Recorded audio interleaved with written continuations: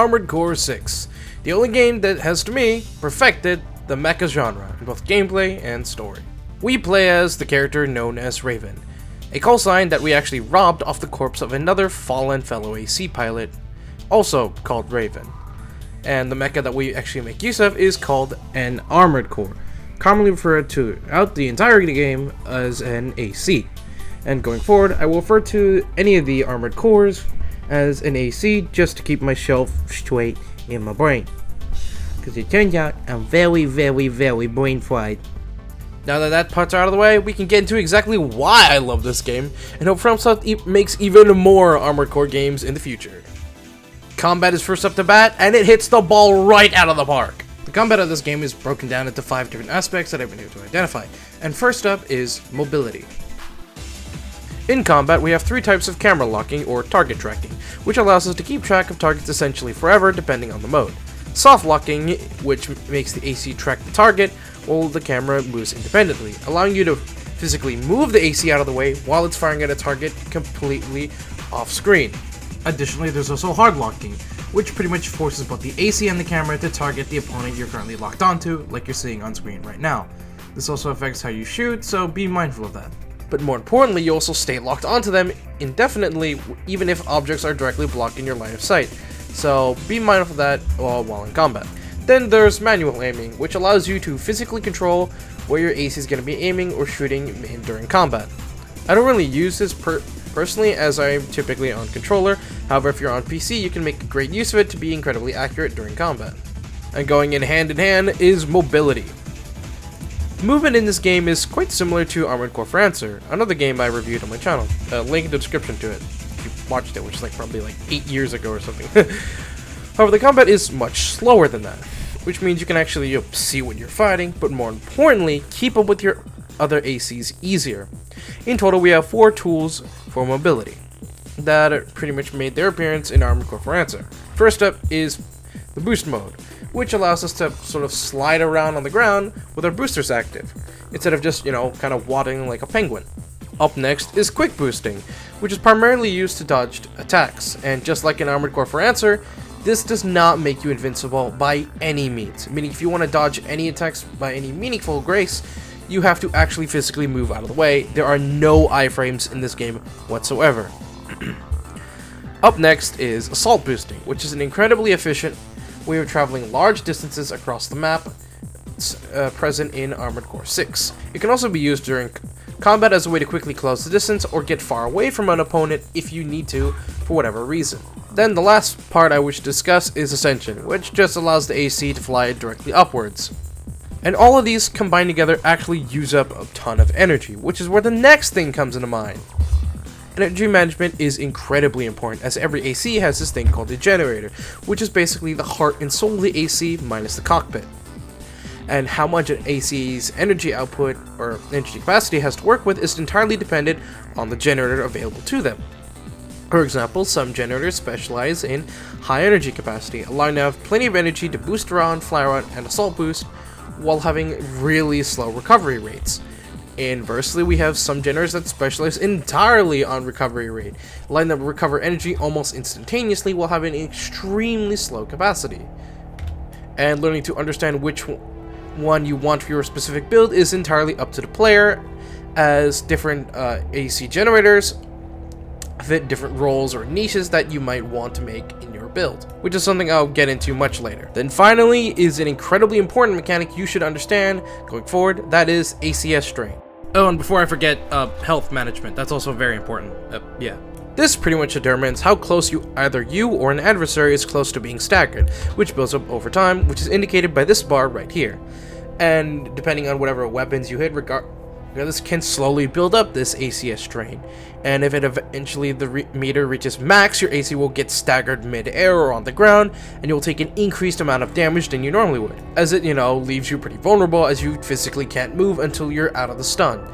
However, enemies also can get stunned mid-combat or staggered via their ACS strain, meaning if you make a build specialized around that, you can stagger them almost instantly, allowing you to deal an increased amount of damage, as outside of ACS strain, they take reduced damage, which also applies to you. This next one is a core mechanic of the game that you should definitely understand going forward. That is health management.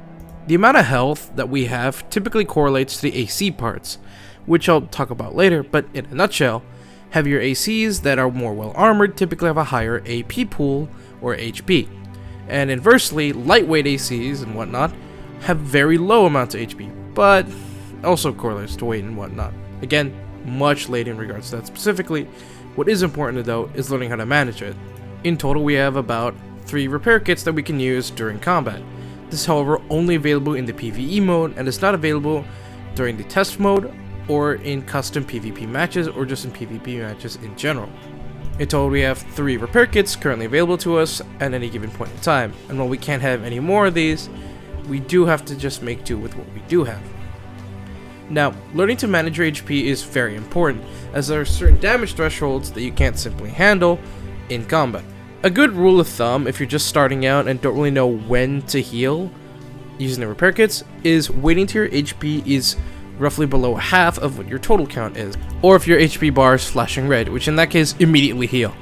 This is a good rule of thumb to have, as it maximizes the amount of HP you'll gain back, as these repair kits don't overflow on your HP. You only heal to the max amount of HP you would have had based around your build, which we'll get around much later.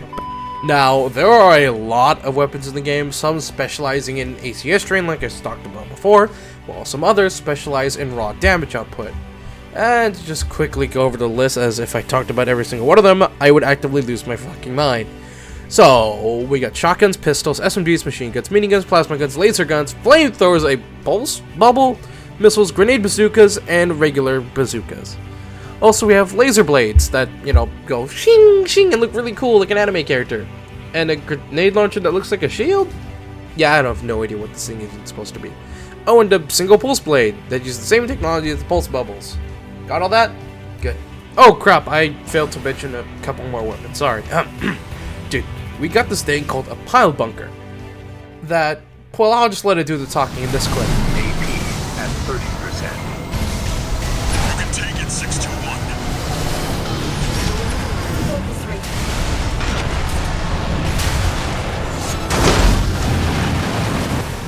Enemy generator compromised. It's gonna blow. Get out of there, 621.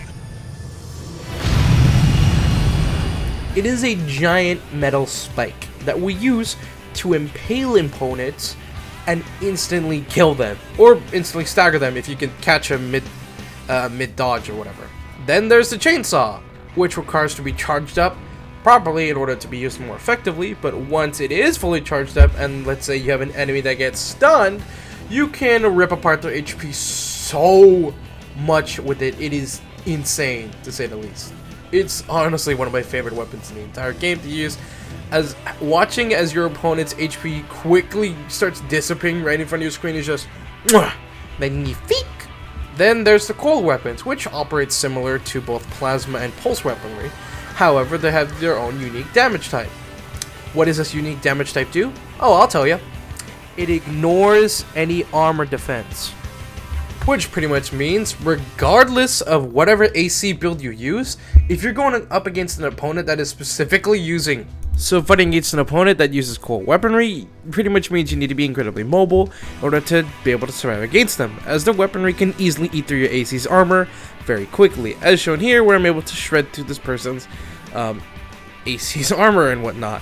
Granted, he is a tank, but he's still dying. All of these accumulate together into one thing, that being AC customization. There is an absurd level of customization in this game that allows you to change out parts, whatever AC you want to make, which allows you to create entirely unique builds that specialize in whatever you could imagine. Additionally, you could also save these builds in a handy dandy blueprint saver thingy that lets you save whatever builds you make.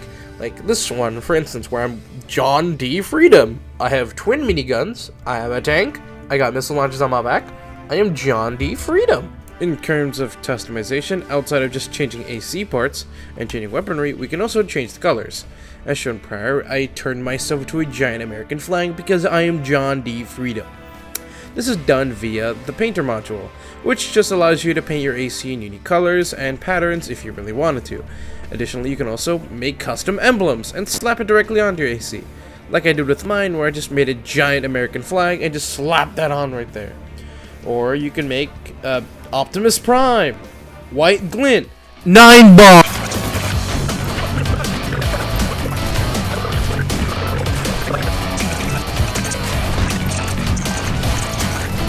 Hey, what? Oh, crap. I think I overused the power here. Hold on. I'll just use the backup generator. How do I... Oh. Oh, hey, it worked. Nice. Now, there's a lot to go over in customization, so I'll just break it down in simple terms. Your booster determines how far you can boost depending on certain stats. For example, certain boosters have stronger boost speeds in general, allowing you to move around much quicker while just kind of sliding around as shown here. Other boosters also specialized in quick boosting, which allows you to get much further distance than any other booster. Others also specialize in, what's it called? Oh yeah, melee boosting. That allows you to quickly close the distance between targets much faster. Generators specialize in powering your AC in one way or another, or benefiting them in any certain way, whether it be increased recharge rates, an increased capacity, or an increased redline supply after you completely drain your generator. Or maybe they buff your energy weapons. It all determines based off the type. Your AC parts determine how effective you are depending on what playstyle you want to be. You want to be a tank? Use heavyweight AC parts that have a lot of AP within them. Sure, you're slow as a rock, but you also tank like a tank. Ain't that cool? Go lightweight and go absolutely paper thin with your armor. You're incredibly fast, but one sneeze and you're gone like the wind. Then there's the middleweight, which just handles everything. But the main thing I want to talk about out all of this is mainly the legs. The type of legs determine how effective your AC can move in general, but more importantly, handle how much weight you can carry overall. Every item you equip on your AC has weight, and your legs need to support every single part of it, including the arms, the torso, legs, generators, and the weaponry. Some legs specialize in overall carry weight, like the tank treads, which I use for my John Freedom build, which allowed me to carry the heaviest weaponry with relative ease. Others favor lower carrying capacity for an increased mobility, but have the sacrifice of little to no armor. However, some legs also have unique benefits. For example, while in bipeds, you have to tank the recoil of something like this grenade launcher or bazooka or charge attack, other legs like quadrupeds and tank treads allow you to just freely move around, regardless of them being active. This is because they're able to absorb the recoil much better than any other normal type of leg, even reverse joint. However, quadrupeds can also hover in the air, making them one of the more unique type of builds. They can basically annoy you while being a flying fuck. Get down here! Then reverse joint like to bounce around like goddamn rabbits and are incredibly hard to catch, especially if they're lightweight. However, they usually attempt to kite you, so there's that. Then there's the hovercraft, which is basically what would happen if a quadruped and a tank had a baby. You could just float around in the air slowly. That's it. Still same with the other benefits and whatnot. As for the rest of the parts, like the chest rig and the arms and the head, they all play different roles. The chest rig determines how much your generator can output, but also just its general defense, and your arms have a certain carry limit similar to the legs. However, it's probably just meaning that your AC arms just simply can't handle it, either because of, well, for one, I don't think chicken arms are going to be able to carry something as big as a minigun, but really big arms might be able to. Granted, the legs still need to support all that. As for the head, it's mostly cosmetic, as its stats don't really provide much overall to your AC. However, if you want to go for defense, that's entirely on you. Personally, it doesn't really matter, I just use it for aesthetics. However, there is one thing that does matter about the head, that being the scanning, which allows you to just scan the area around you to find enemies that are either hidden away or to track enemies much easier. And depending on which head you get determines how quickly it can recharge, the range of how much it can scan, and just overall how effective the scan is in general. That's basically the gist of it. Then, for the last part of your AC is the expansion. The first and most common one people will get or unlock is known as Assault Armor, which basically generates a sort of energy bubble around you that expands out at a radius of roughly 50 meters before dissipating. This can be used to clear enemies that are directly on top of you, or get enemies directly on top of you as a form of punishing, as to catch them off guard, as some enemies might not be expecting it, including players, if you can catch them, but many assume you have a... Oh, and one more thing, each expansion can be activated regardless of you being stunned, which is pretty cool. Now going forward is Pulse Armor. which, unlike the assault armor, upon activation removes all your stagger and temporarily generates a force field, which slowly dissipates around you over time. This can protect you from large attacks and can protect you safe from high damaging weaponry or prevent you from getting punished directly. Basically, it keeps you alive longer and stay in the fight. Then there's the Pulse Barrier Generator, which allows you to generate a pulse shield around your AC that is entirely stationary and separate from you. You can go in and out of it and use it as mobile cover. I don't really use this personally, but I can see some playstyles where you generate a defensive wall, allowing you to fight against groups of enemies more effectively. Then there's Terminal Armor, which only activates if you're in the near brink of death and are about to die. The armor instantly activates, protecting you and the AC from dying. Ain't that pretty? What I'm trying to say is a large part of the game is not spent during combat or figuring out what kind of sorties you want, but rather sitting in the garage trying to figure out what AC build you want to make that fits your playstyle and, more importantly, your personality, as each AC is entirely personalized to you, the pilot, which I absolutely love. I remember, what's it called? A few times while playing Armored Core 6, I would unironically play the mission out, complete it, and then pause my brain for a second, and then immediately go into the garage to quickly figure out a much better, more fun build for me that I would like. And it's honestly amazing. There's a lot of cool stuff you can find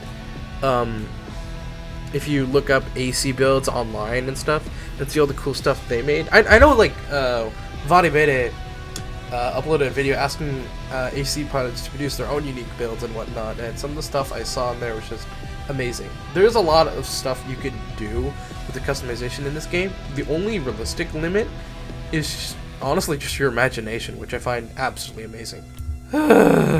Okay, that was a whole lot, but don't worry, we're almost near the end. We just gotta talk about the story and the music in this game, because my god, it is incredible. We follow the story of C4621, callsign Raven, an AC pilot we can take control of and experience throughout the entirety of the game, working primarily under the handler known as Walter. The current location where the game takes place is Rubicon 3, where roughly 50 years ago, the planet was engulfed in the fires of Ibis, an event that burned both the planet, Coral, and the people on Rubicon 3 alike, leaving most of it in ruin. Yet, somehow people survived, and this is where the events of Armored Core 6 start to take hold. In total, there are roughly 4 total main factions of the game, who throughout the entirety of the game provide us sorties, which are essentially the missions that we use to earn a whole lot of dosh. And as we complete their missions as time progresses, we will be able to gain access more from them in forms of contracts. As time progresses, they realize, hey, you know, this guy is pretty reliable at completing our jobs, let's hire him for more higher valued missions and whatnot.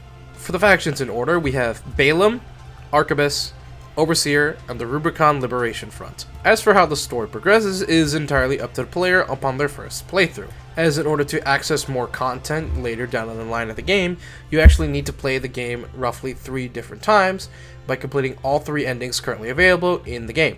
And by doing so, you'll be able to gain access to newer missions, but more importantly, more pathways you can take for the specific factions, and one last one that is incredibly important down the line. However, all the reasons why the factions are here is mainly due to one thing that I actually mentioned prior: Coral. Coral is an organic substance that is native to the planet of Rubicon 3 that is able to reproduce seemingly unnaturally, and is able to reproduce with seemingly nothing available. As a matter of fact, in a research log that we managed to uncover in the later parts of the game, we receive a document that talks about how the best place for coral to sort of grow or inhabit, or to start increasing its population, is within a vacuum, which is very odd, as not many species in real life in our world are capable of even doing such a thing. Actually, a matter of fact, I doubt any of them could. Additionally, coral is also incredibly reactive and an extremely powerful energy source, so it's not a surprise that a lot of the factions want to take control of it, except for Overseer. Overseer wants to burn it all. The reason why is because besides it being an incredibly powerful energy source that could be used for generating energy and being used as weapons, it could also heavily mutate and change human beings forever. And while this process can succeed at times, it doesn't always, meaning some people, if exposed to coral, can and will die. More importantly, the experiment that created C4621 was a coral experiment, and while we ourselves are probably likely resistant to coral exposure, it's very unlikely that a normal human being, completely unmodified by said coral and whatnot, would be able to survive. Which is why in the first ending, we side with Overseer and decide to burn all the coral on Rubicon 3 by ramming the colony ship Xylem directly into the coral siphon created by Arquebus, which is being drunk driven by my favorite woman on the entire planet of Rubicon, Cinder Carla, which detonates it, killing everyone on the planet of Rubicon and devastating the corporations present there. And this utterly devastating ending is simply called The Fires of Raven, as the ending talks about the monster who burned the stars, as people outside of Rubicon had no idea what was going on until they were burned to ash.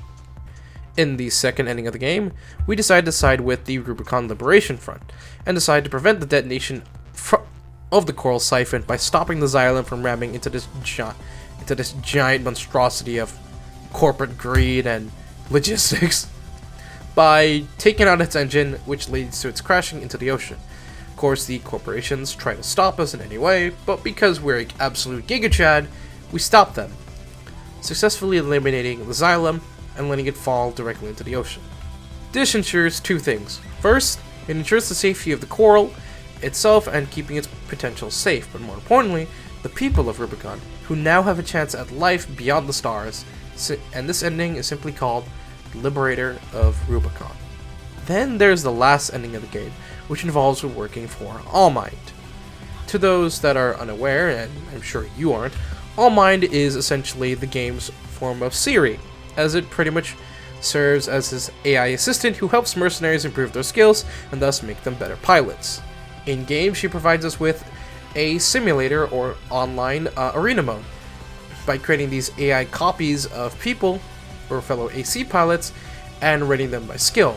She allows us to fight against these digital copies to improve our skills, as she merely wishes for us, the player character, to improve over time as an AC pilot. However, this is actually nothing more but a disguise. This is because the true mission objective of All Might is actually to use the coral to evolve humanity. Now, I myself am not a story unraveling YouTuber. That's not really my sort of thing, but I do know a few YouTubers that do specialize in that sort of thing. I'll link their channels in the description if you want to take a look at that more thoroughly. But essentially, All Might wants to use the coral in her project known as the Coral Release Project, which involves using the coral siphon, this big fuck-off thing created by Arquebus, in order to, and I quote, release the coral upon humanity on a galactic scale, which has the possibility of killing everyone, or evolving just a small handful, and letting them live this new age of humanity alongside the coral. This ending is called Alia Acta Est, which means the die is cast, which pretty much refers to us forever taking a dice roll. We don't know what the dice is going to roll.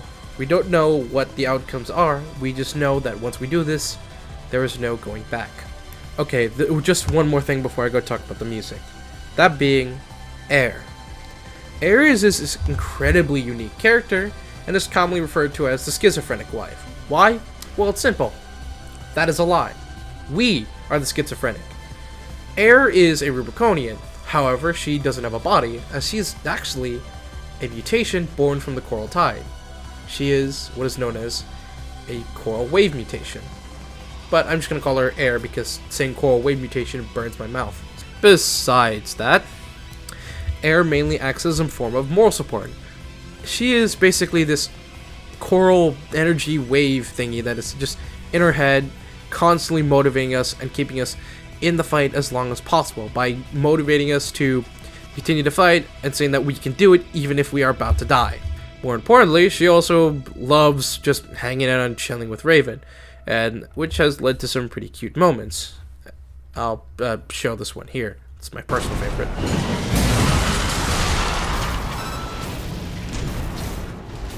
Now we know what happened to the drone.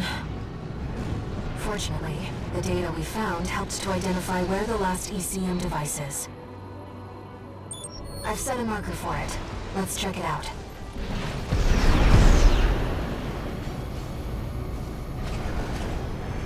You know, it's been a long time since we've been on a mission together without Walter. The control device isn't going anywhere. Take your time, Raven. God, I love her. Okay, now that that's out of the way, let's discuss the music of the game. The game's music is composed by the legendary Kota Hoshihino, who composed all of the music in the Armored Core franchise, which is pretty amazing. Additionally, he is also a part of the band known as Frequency, which I think is pretty cool, as it pretty much implies that Armored Core as a whole throughout the series has its own in-house band producing music for it. In total, there are 47 unique pieces of music that are stylized in this futuristic synth that echoes throughout the majority of the game, providing either a menacing atmosphere, as if you are fighting against an impossible foe that deserves your full attention in order for you to defeat them, or just to survive, which is felt in the track Coral Guardian. I'll show it here.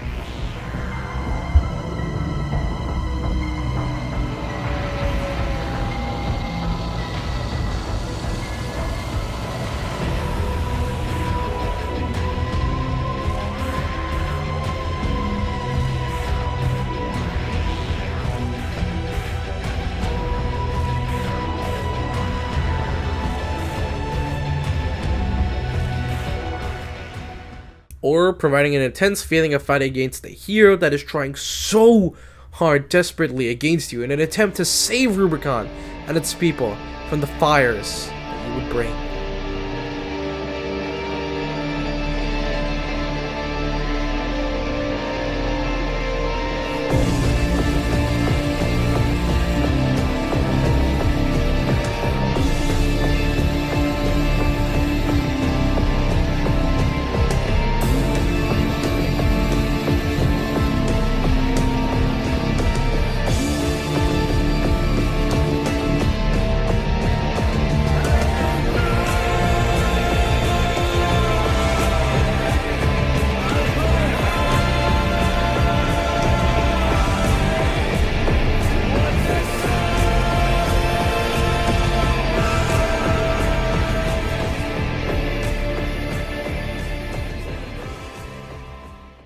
Then there's this like joyful, gleeful music that has no reason to be here whatsoever, but I absolutely love it. Thank you, Cinda Carla, for having an absolutely banger OST track. Or theme song, sorry.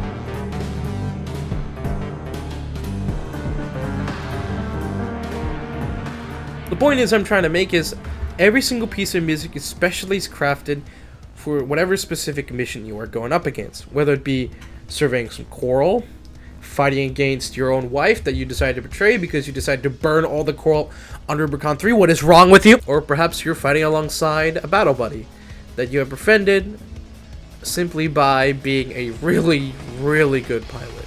Looking at you, V4 Rusty. So, what's my consensus about this game? I think it's absolutely amazing.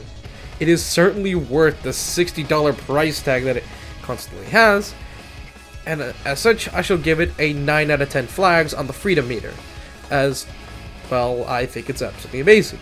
But also, I seem to have forgotten to put this meter in every other game review that I put out there. So going forward, I will put those in, don't worry. And with that, that is the end of the video. I hope you enjoyed, and if you did, consider liking and subscribing and share with a friend and whatnot. And as always, stay good people. Bye-bye.